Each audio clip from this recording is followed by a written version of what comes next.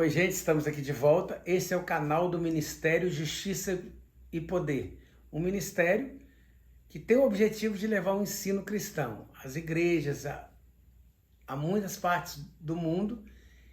E nós estamos fazendo isso através de cursos gratuitos que levamos aí na sua igreja. Cursos esses que você pode conhecer através do site que aparece aí na sua tela. E você pode também nos conhecer através das redes sociais. Nós estamos no Instagram, no Twitter, com a página no Facebook, através aqui do YouTube, para levar o ensino cristão. Continue assistindo aqui os vídeos neste canal. Vamos à pergunta de hoje? A pergunta de hoje é do pastor Eduardo Vilas Boas. Vi um filme no YouTube sobre os anabatistas. A ênfase era no rebatismo das pessoas que tinham sido batizadas quando crianças. Afinal, eles defendiam o batismo na fase da razão e compreensão do pecado? Então é interessante. Quem são os anabatistas? Na verdade, duas histórias diferentes que se cruzam. No ano 313, a igreja passou a batizar crianças. Até o ano de 313, a igreja não batizava, a igreja cristã não batizava crianças. Passou-se a batizar crianças a partir do criança, recém-nascido, bebê, a partir do ano 313. Em 416, isso foi oficializado. Tornou-se doutrina oficial da igreja. O batismo é feito no recém-nascido, a criança no bebê. Desde então, um grupo surge dentro da igreja contestando essa decisão. Um grupo que não aceitava o pedobatismo, o batismo infantil. Esse grupo, então, é chamado de anabatista. Então, é um grupo que vai surgir aí, por volta do século V, mas que vai existir durante toda a história. Há, inclusive, pessoas que afirmam que os anabatistas, mesmo antes disso, já existiam. Que havia um grupo de discípulos de João Batista que permaneceram durante todos os séculos da igreja como um grupo de pessoas que defendiam o batismo por imersão durante toda a história da igreja, a chamada teoria do JJJ, Jesus, João e Jordão. Mas voltando aqui, aos dados que a gente sabe, a partir de 416, então esse grupo de anabatistas começa a existir no seio da igreja, sempre perseguido, sempre condenado, mas esse grupo existia e existiu durante toda a Idade Média. Mas aí também, de repente, pessoas que estavam contestando outra coisa na igreja começavam a chamar de anabatista também. Mas a base do anabatista é a defesa do batismo da pessoa depois da idade da razão e pessoa que sabia o que estava fazendo e por imersão. Chegamos então à Reforma Protestante. O grupo de anabatistas era um grupo que já existia e que em princípio apoia a Reforma Protestante. Mas depois achou que a reforma não andou o suficiente, que eles permaneceram ainda com muita coisa do catolicismo, então os anabatistas então começam a contestar a reforma, o pouco avanço da reforma, e aí vai ser perseguido por Calvino, vai ser perseguido por Lutero, Então, é um grupo que acostumou a ser perseguido. São o grupo dos anabatistas. Voltando à reforma, há um reformador suíço chamado Ulrich Zwinglio, contemporâneo de Calvino, de Lutero, um outro reformador, menos conhecido, menos falado, mas Zwinglio era um reformador. E uma das coisas que Zwinglio vai trabalhar muito é com a questão dos sacramentos, dos chamados sacramentos da igreja. E aí ele questiona muito a forma em que a Eucaristia era celebrada dentro do cristianismo, a transubstanciação. Então ele vai questionar muito e vai trazer uma forma nova celebrar a Eucaristia, a ceia do Senhor, que é o que basicamente a forma que a gente vem celebrando até hoje. Dentre os discípulos de Zwinglio, haviam 3 homens que depois entram em confronto com Zwinglio por causa de outro sacramento, que era o sacramento do batismo. Então eles defendem que a reforma também tem que mudar o batismo e abandonar o pedobatismo. Esse grupo sai, rompe com Zwinglio,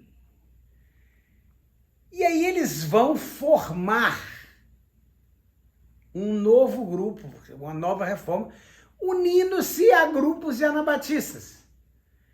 Então, muitas vezes, historicamente, é considerado que os anabatistas surgem desses discípulos de Zwinglio, mas, na realidade, historicamente, os anabatistas sempre existiram.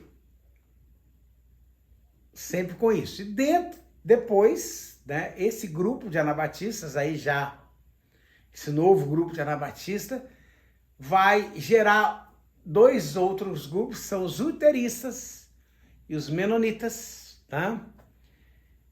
Com uma doutrina muito pessoal, né? Se você for analisar, por exemplo, a soterologia dos anabatistas, ela é muito parecida com uma soterologia que vai surgir depois na Holanda, que hoje é chamada de arminianismo.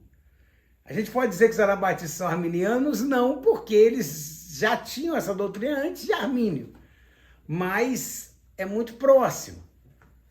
E por conta disso, né, os fundadores da Igreja Batista, que eram puritanos e, portanto, calvinistas, mas foram influenciados na Holanda por um grupo menonita e acabaram aceitando o batismo por imersão, fundando a Igreja Batista, por causa dessa influência menonita, adotaram, em princípio, uma doutrina mais arminiana. Mas como haviam grupos puritanos dentro daquele grupo, então passou-se a ter os batistas arminianos, os batistas calvinistas, que os batistas arminianos são chamados de batistas geral, os batistas calvinistas de batistas particulares. Mas agora voltando na sua questão, por que eles rebatizavam? Que eles entendiam que o batismo, o pedobatismo, não era batismo. Porque é necessário crer para ser batizado. Quando então eles batizavam? Quando a pessoa tinha plena consciência do crer. Esse era o momento de batizar. Se nós formos analisar hoje, é assim que as igrejas que não adotam o pedobatismo, igrejas batistas, igrejas pentecostais, né? Essas igrejas adotam esse modelo. A partir do momento que a pessoa crer e puder fazer uma profissão de fé, ela é batizada. Né? No caso do cristianismo mais tradicional, que foi mudado a partir de 416, adotando o pedobatismo, o cristianismo católico, por exemplo, vai defender que essa profissão de fé é feita pelo padrinho. Em lugar da criança, é o padrinho que faz. Mas a base aí do anabatismo, dos batistas, dos pentecostais é: eu creio, eu posso ser batizado. A partir do momento que eu creio, eu posso ser batizado. E é o que acontece lá naquela discussão entre Filipe e Eunuco. Ali tem água, o que me impede de ser batizado? É lícito se creres de todo o vosso coração. Eu creio que Jesus Cristo é o Messias, o Filho de Deus vivo. Você está pronto para ser batizado? Essa era a ideia dos anabatistas, né? Que perdura até hoje. Ainda existem grupos de anabatistas, né? Grupos menonitas, de roteiristas, grupos de anabatistas hoje um pouco menores, porque depois que eles próprios geraram os batistas cresceram muito mais do que os anabatistas. Mas existem grupos, até no Brasil existem grupos de anabatistas. Chegamos ao final de mais esse vídeo, semana que vem estaremos de volta. Se você gostou, Eu quero que deixe aí seu like, se inscreve no canal caso não seja inscrito, ative o sininho do nosso canal para receber as nossas notificações. Se você tem uma dúvida como o pastor Eduardo Vilas Boas teve, envie-nos a sua dúvida através dos comentários do vídeo, através do e-mail que aparece aí na sua tela. Nós vamos responder aqui.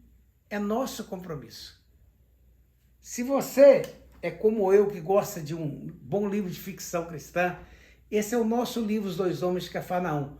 Um livro de ficção bíblica, contando uma história, a história do Evangelho de forma romanceada, mas muito fundamentada na Bíblia, nas Escrituras, com muitas histórias muito emocionantes, histórias cativantes que vão acontecendo, paralelos à história que o Evangelho nos conta.